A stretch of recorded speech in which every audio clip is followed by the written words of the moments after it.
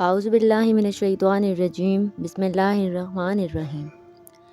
بزرگ سنایا کرتے تھے کہ ایک شخص سے بہت سارے لوگ دوستی کا دم بھرنے لگے تو اس کے والد نے کہا، بیٹا ہر دوست کہلانے والا شخص دوست نہیں ہوا کرتا، بڑی جانچ پڑتال کے بعد کسی کو دوست سمجھنا چاہیے۔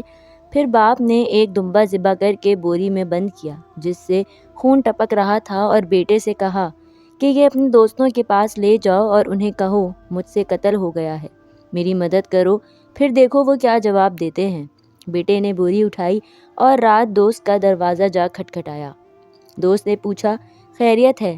کہنے لگا، یار مجھ سے قتل ہو گیا ہے، نہ لاش ٹھکانے لگانے کی جگہ مل رہی ہے نہ سر چھپانے کی، میری کچھ مدد کرو۔ دوست نے مدد کے بجائے ٹال دیا کہ تو جانے اور تیرا کام جانے، میں تیرے ساتھ کیوں پھنسوں؟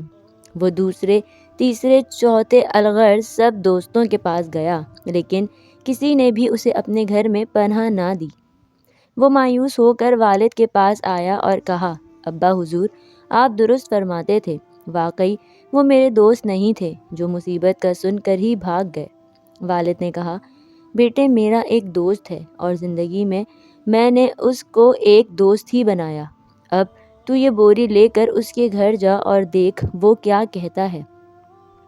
بیٹا بوری لے کر اس کے گھر پہنچا اور اسے وہی کہانی سنائی جو اپنے دوستوں کو سنائی تھی۔ اس نے بوری لے کر مکان کے پیچھے گڑھا کھود کر دبا دی اور اوپر پھول لگا دیے تاکہ کسی کو شک نہ ہو۔ بیٹے نے باپ سے آ کر سب کچھ بیان کیا اور کہا، ابا جی آپ کا دوست تو واقعی سچا دوست ہے۔ باپ نے کہا، بیٹا ابھی ٹھہر جاؤ، اتنی جلدی فیصلہ نہ کرو، کل اس کے پاس دوبارہ جانا اور اس سے بدتمیزی کرنا، پھر جو رد عمل ہو وہ آ کر مجھے بتانا۔